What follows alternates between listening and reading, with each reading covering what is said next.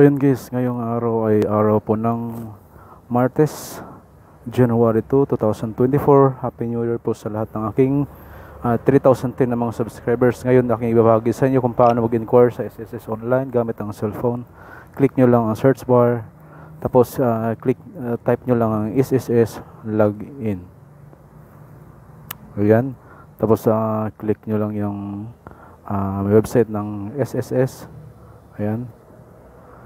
After that, i-click nyo lang yung login. Alin dyan sa blank na yan, dapat make sure may nakasave kayo na password sa inyong cellphone para ma-open nyo agad ang inyong SSS. Ayan. Tapos click nyo login. Kapag naranasan nyo yan, pwede nyo i-retain yung password. Pwede nyo rin baguhin. Sa akin, i-retain ko na lang para hindi ko na babaguhin pa kasi mas matagalan pa tayo na mag-agawa pa ng panibagong password. Click nyo lang ang retain. Ayan. Tapos click nyo lang yung X. Ayan, sa may right side, sa itaas. Ayan, click nyo lang yan. At pagkatapos,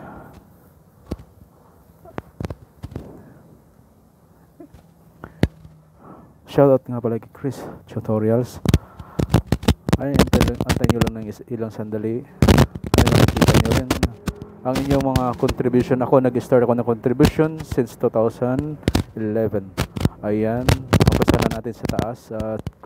I-check ko lang kung nahulugan ng mga aking SSS ngayong taon. Ang hindi nahulugan December usually. Lagi po talagang late ang pag-update ng SSS. Lagi po talaga yan.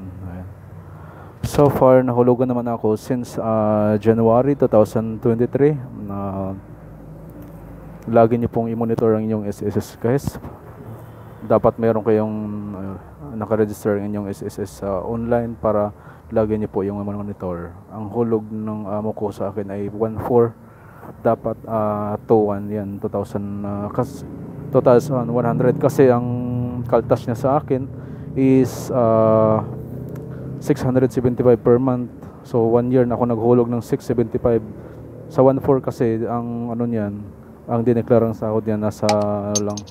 Ang dineklarang hulog dapat ay nasa 450 lang. Dapat 450 lang hinuhulog ko. Kaso ang hinuhulog ko ay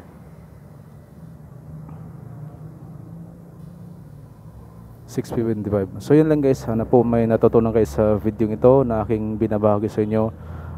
Happy New Year po muli sa inyong lahat. Happy New Year sa lahat ng aking 3,010 na mga subscribers, sa lahat ng viewers.